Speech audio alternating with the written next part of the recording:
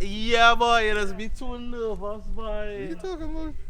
I had a, You just gotta be high on life, bro. yeah, I feel like I just had a time on a banners and just get it out now, boy. Boom, Trini family, right now, I'm in the middle of nowhere. Let's in the bush. But apparently, we are at Music Mill Studios, also known as Sean Friday Barnroom. But today, we have one of the OGs of the game, Jonathan Hensley. And he gonna spit some wisdom, play some tracks, and you know what we just do here. So, enjoy.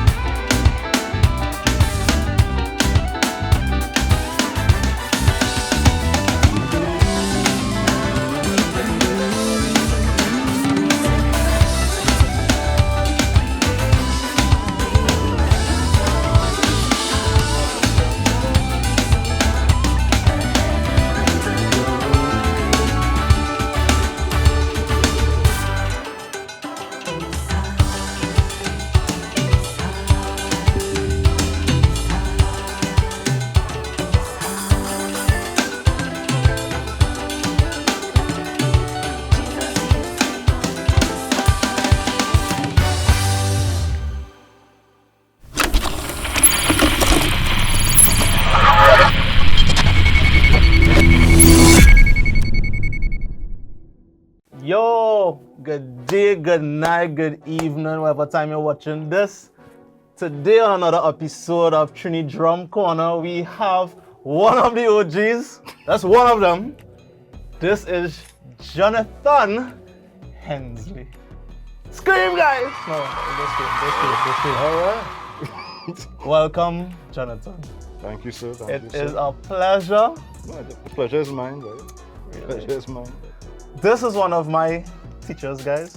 Not formally, but informally. I've been watching this guy for years. Shows, Divine Echoes, everywhere. Mostly in church. Great worship drummer. Jonathan, tell us, what's the origin story of this beautiful career that you have in drumming? Well, hi everyone. Basically, my origin story is starting at basically from birth, you could say. You drum in the womb too? Everybody keep on telling me the drumming in the womb. You could say so, you know. And it's only when I actually came out, my mother just happened to have a little clim pan there. For those who know what clim is. Yo! Yeah. Back in the days when it used to come in a pan. If you're under 30, I know you'll catch that one. But yeah. I was beating on that until my foot could literally reach the drum pedal on a drum set, and it was off from there. How that connected? How you know, alright, this making sense. The noise you was making on the clim. Mommy tell you something, daddy tell you something. Who was involved in music? Well, I was basically, I grew up in a musical family. My father is a drummer. Daddy is still drumming? Nah, he preached. Daddy? Nah, he preached that. Hallelujah. Yeah, my father was a drummer, my uncle was a drummer, my nephew is a big superstar drummer now. Who's that boy? Michael Harrison. Boy. Yeah. So there's a plug? Should he be on here? Yeah. Alright. Yeah, I could give him my sticks and, you know, run, take the Uncle baton. Paul, yeah? Alright. Yeah. Yeah. So, but everybody was drumming and... Yeah, and well, as I say, a musical family. My sister sings as well. Yeah, about other cousins and that sing, who play other instruments and stuff. So a musical family, yeah. So it came natural, especially from my father, because I was seeing my father all the time playing in shows, because he used to play with a band back in the day as well. So I used to be with him all the time, running up and down, seeing him when he finished playing, running behind the drums to see what I could do, and it was just in the blood. The boy child. I know that. Yeah. So you joined the family band or church? Wait, it was? Not a family band. Eventually I started playing in church. Well, again, seeing my father playing in church, so I eventually started. I think I was maybe 7 or 8 years old when I started playing in church. Whoa. Yeah, so Right. yeah, so things gradually went from there.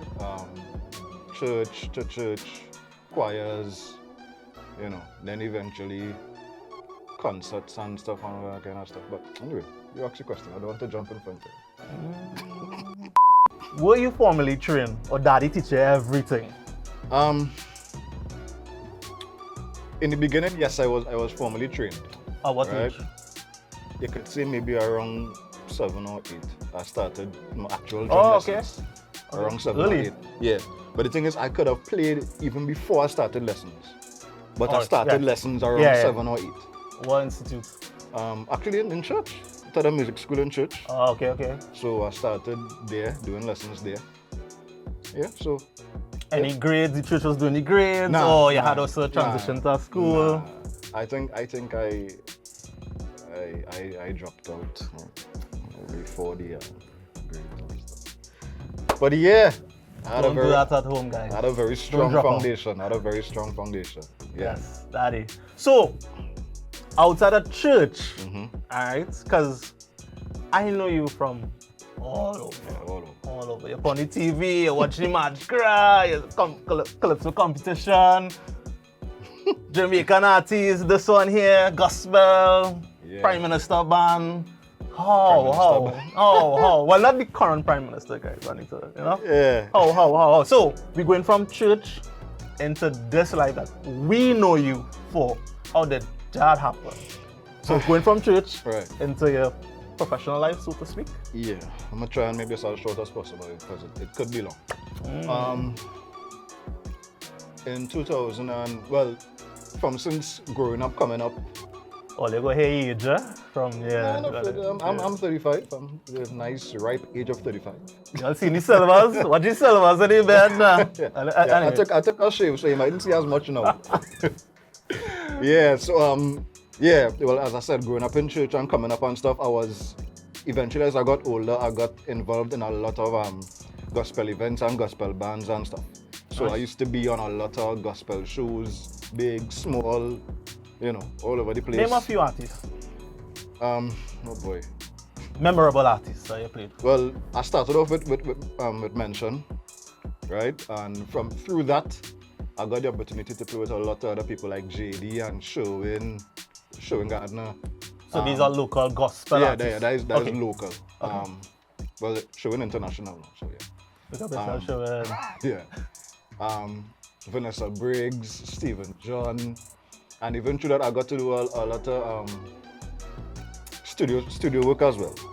Nice, So nice. yeah, so I started studio work from a young age as well. So What are some of the tracks we could, go on iTunes and check out your playing? well, the most Off the top of your head. recent you could hear is from Stephen John. I did his project. I think that was maybe in 2019 that released. Okay. Right? And I also did something for him that recently came out a couple weeks ago. So in terms of studio, that will be the most recent stuff from Stephen John. Yeah. Guys. And besides that, I did stuff for Sherwin and Mention and the list kind of. So you're goes on. hearing this, right? So this guy's still working in the pandemic. There's ways to make it happen, guys. And Jonathan is the guy to teach us and to get us. Oh, Johnny, no. I ain't got no studio gig. I ain't nobody will call you. But Yeah. you're working. Yeah. You're working. To God be the glory. So when did the secular drumming began? Right. So this is where things get interesting. In 2007, I was working a normal office job, and of course, I was as a musician, born with it in the blood. I had a passion for music, and I was only known for being in church and on gospel gigs, a lot of gospel gigs all over the place.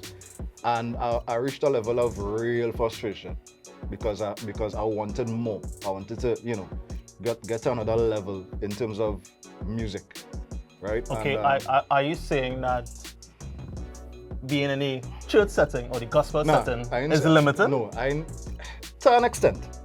To an extent, it Please explain. is limited. Please explain. Because I guess maybe for locally, I would say for locally. Okay. As a Trinidadandonian. Yeah, Trinidad and well, Caribbean, I guess. It is limited in terms of style of music. Right. In terms of sometimes level of professionalism. Right. You don't get that opportunity to in terms of shows. There are shows where you could experience different genres and different people, different surroundings, where like a real high class and professional. Oh, got it. Real high class and professional, and also in terms of drumming as well. In church, you don't really get to read sheet music. Okay. Right? And on the outside, when I started, because I was learning sheet music, even before I started to play secular, I was learning sheet music, but the avenue wasn't there for me to use it as yet. Okay. I didn't even know the avenue was coming, but I was still learning it. So we need to clarify something. So you said you learned sheet music, Yeah. but before in the church school, you then continue. So where you learn to Right. read So music? So I started my theory with that's when the School of Accounting and Management had their music school. Right. The tutor there was Mr. Sonalal Samaru, or also known as Killer. He's not a shoot killer, but they call him Killer because he's a killer on the drums. So yes, he was my first drum theory teacher. Okay. So I started there in Sam. it wasn't literally like Trinity grades and Royal School grades, but they had their own curriculum that they had. So I think I finished that whole course there. Okay, so bringing it back in where you were learning to read and then probably reading different genres of music, you were saying that because you're exposed in school with the different genres of music, you won't get into, play on that level in church. Yeah. Also? Yeah. Because everybody know the reality is in church, we playing by ear.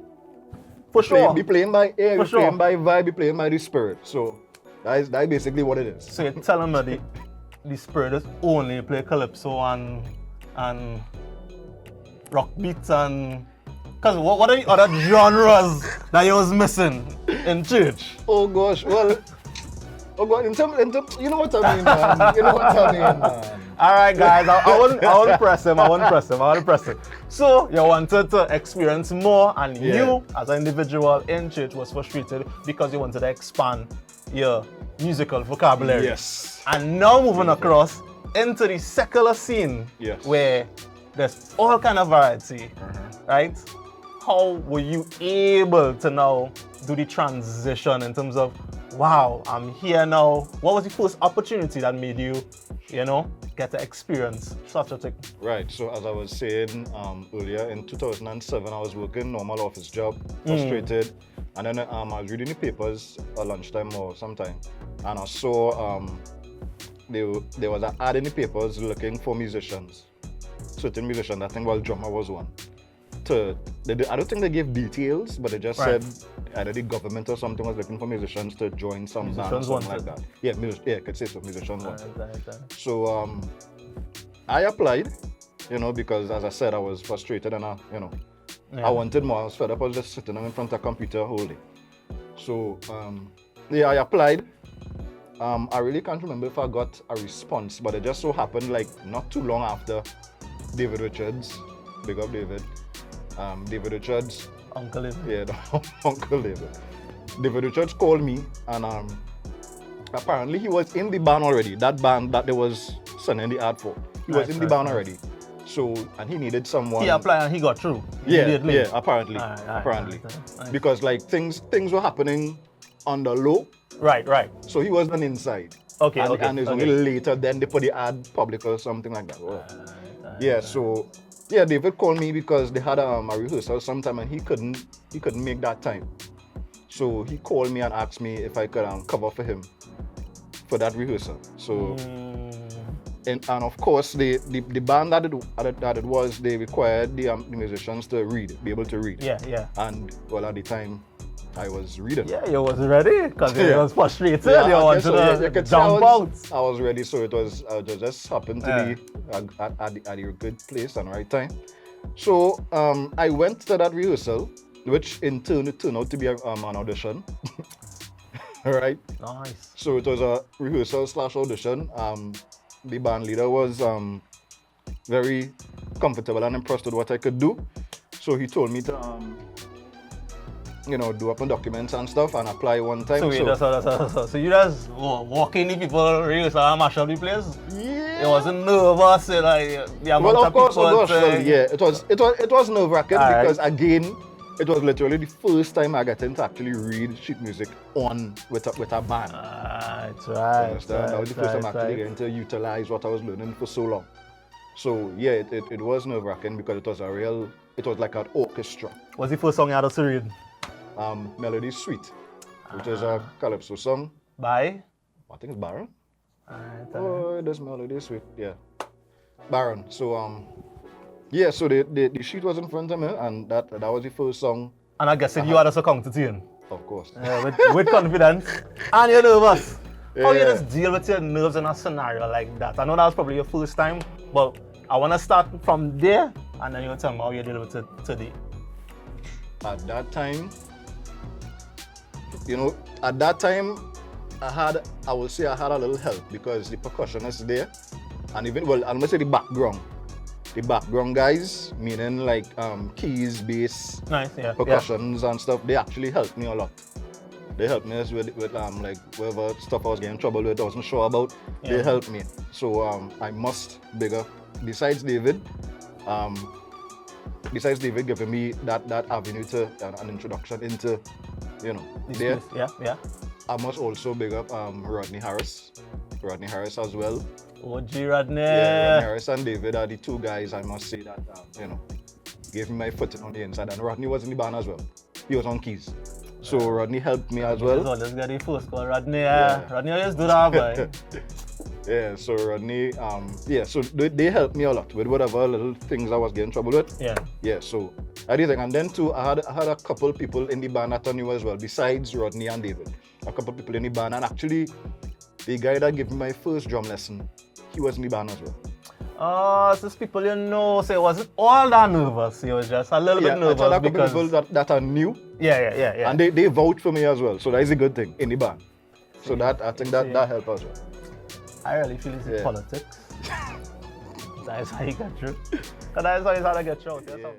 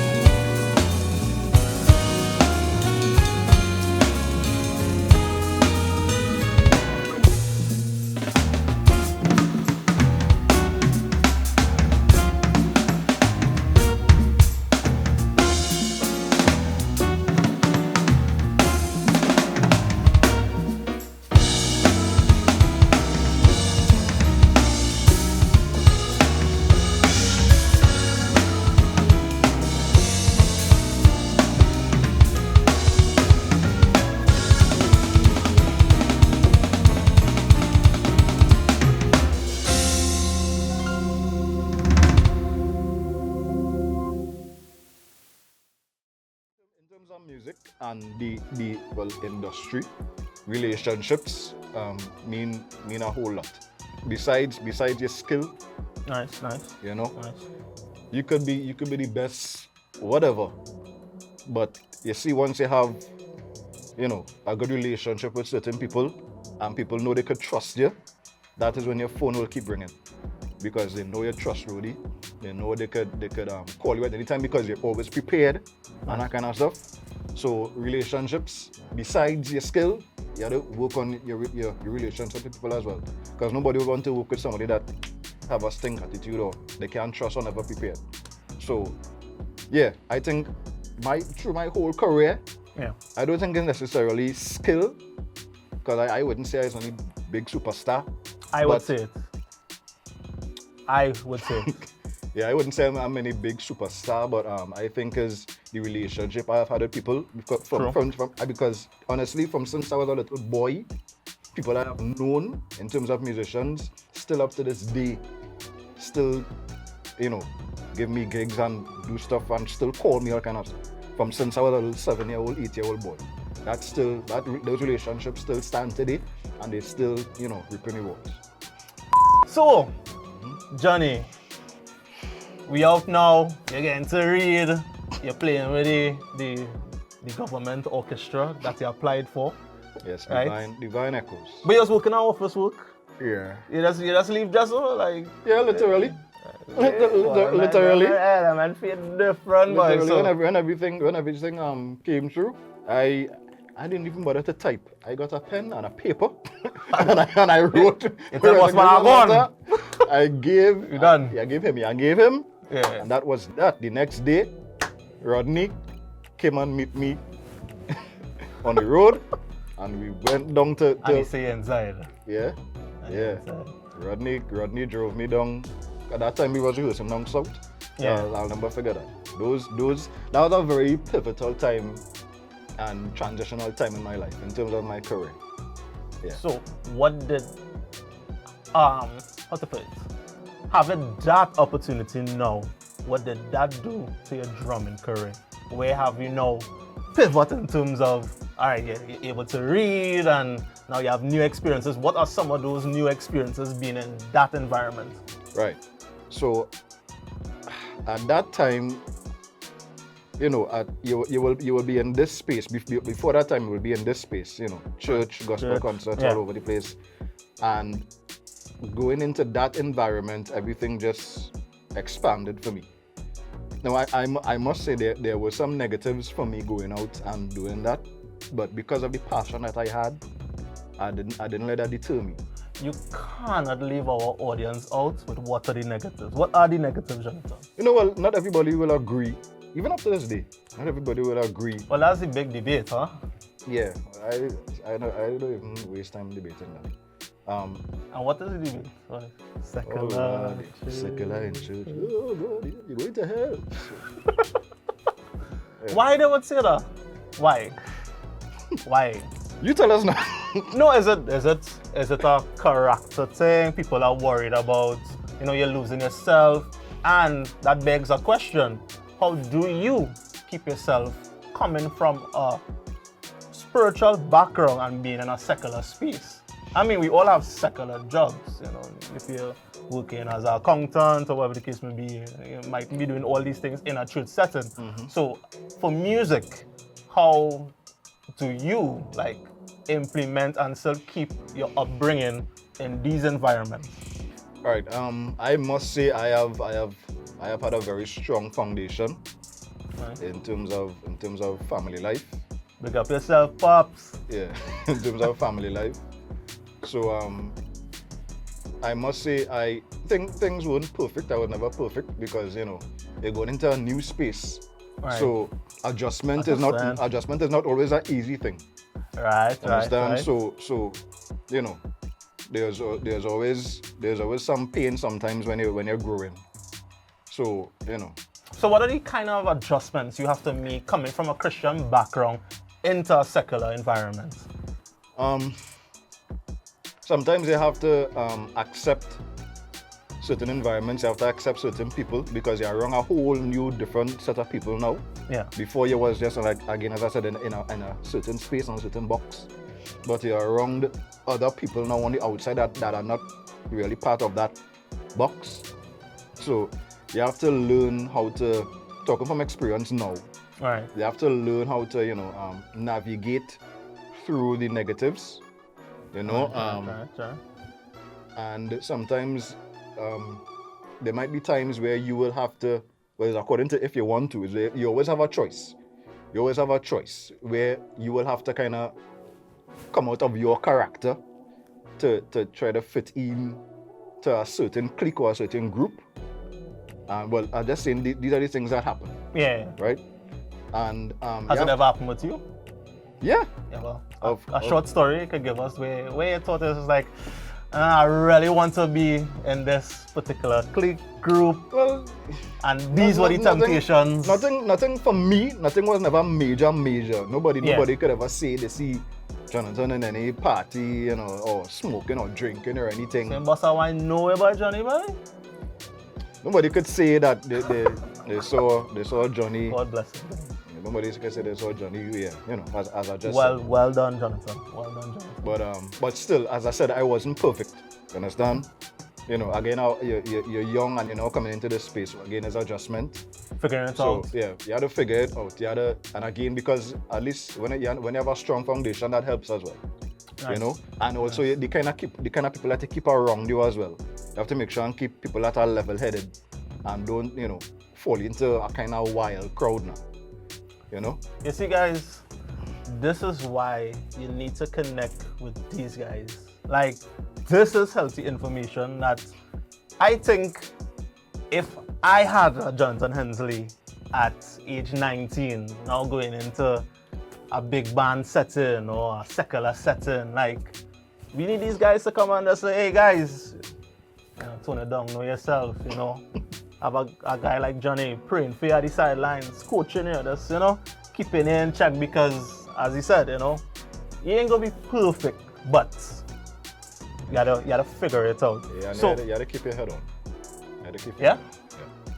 So, in saying that, Jonathan, what advice would you give to the drum community now, especially in this time, in a pandemic, people depressed, people not getting the jobs, people trying their best to stay afloat and be encouraged?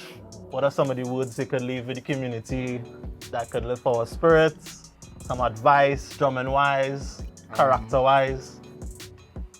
I think it's a kind of hard question for the drumming community. Even for me, I wouldn't lie. This time has been hard. Obviously you're not playing as much as before. Some people ain't playing at all. Yeah. And it's a kind of motivation thing that sometimes you lose motivation. And one thing that I have been thinking about maybe a little while now is find passion for something besides drums. Have a passion for drums, but also try and find something that you can be passionate about, or someone.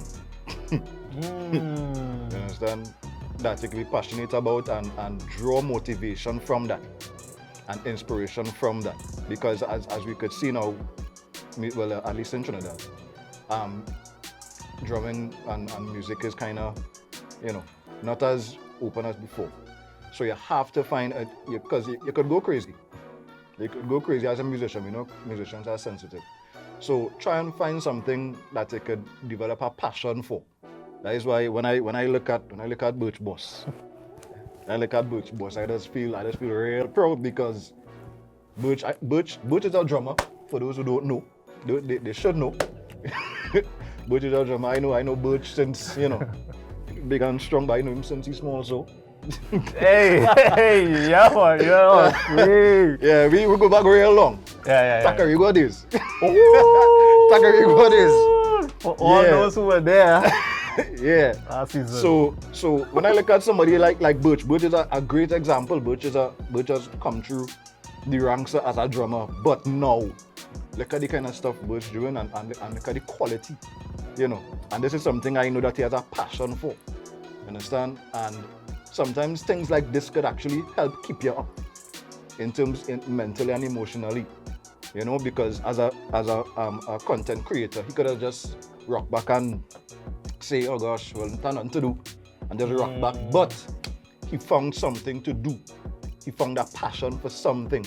And I'm very sure it gives him motivation, and it has motivated him to do something like this now for the local drumming community, which I find is a great initiative. This is the first time I think I've ever been interviewed as a drummer or musician or whatever you want to call it. Okay. So, I feel very honored, extremely honored you Wow. know, to be Wow. part of Wow, guys. among these great lions that Wow, wow. on the list as well. I don't even feel worthy of being here.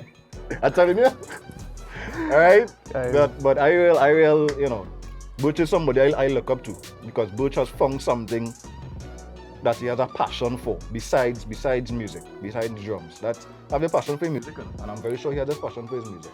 But find something else, you know, to hold on to, but that does really help you, you know, cultivate your mindset emotionally, mentally, you know. Yeah. Guys, this is why we do this. Like, I wasn't expecting this, what you just said. But for everybody who don't have a Jonathan in their life, tell them where they could find you on social media. And they can reach out. You can, I'll DM him, you know, shoot an encouraging message because you just said what he said, guys. Like, you know, it's really a tough time. And this is what we are about here on the Trini Drum Corner channel, yeah? Because I didn't know that, you know, it was making such an impact. And definitely we wanna send love and encouragement everywhere. So, Johnny, where can the people find you? Yeah. I'm not hard to find. I'm Jonathan Hensley on Facebook. Boom. And on Instagram, everyone Boom. calls me Johnny. Yeah. Everyone calls me Johnny. One word. And you still playing church and stuff like that, right? Yeah, still playing church. Well, we Still could look playing for a church. little live service so we could hear you. I am a member of the Apostles Ministries under Pastor Kirk Nualo and Pastor Hosea Ramdeen. Yeah, so I play there. That's my church. And I will, of course, as a musician, I play, you know, once my phone rings and, you know, the terms are right. All I hear it's here. First, once the terms are right. Yeah. Terms. Yes, yes. You see this? You see this? Yeah. Yeah, I don't have time to read. I have family time, I know. Yeah. Bringing each other's. Yeah. Johnson, thank you so much for being a part of the Trini Drum Corner. I really enjoyed this. I miss hearing you playing. Those tracks were great. I love your finesse. I love the style. And don't worry, bro. We will do something soon. So everybody, guys, check him out on social media. And check us out. Instagram, YouTube, Trini Drum Corner. And until next time, may God bless you guys. Later.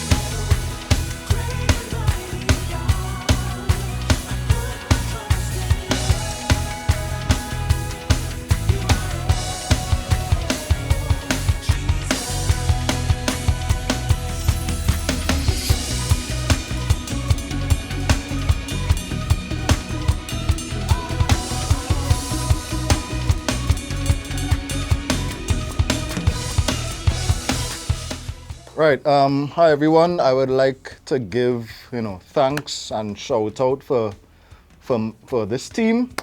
Of course, Birch Boss, Jerome Birch, the homie, my brother, Lyrics Messiah behind the cameras, Odell Daniel for his help today, Sean Friday at Friday's Music Mill, his band room. Thank you for this space. Thank you for Aaron Aris for mixing the audio tracks for me, and I guess thanks to God for having us all here and this opportunity. I count it a privilege to be part of this series. I really count it a privilege to be a part of it. So look out for it. Subscribe to Birch Boss on YouTube. He has a lot of stuff coming. I'm a fan. I'm looking forward to everything and everyone else as well. So yeah.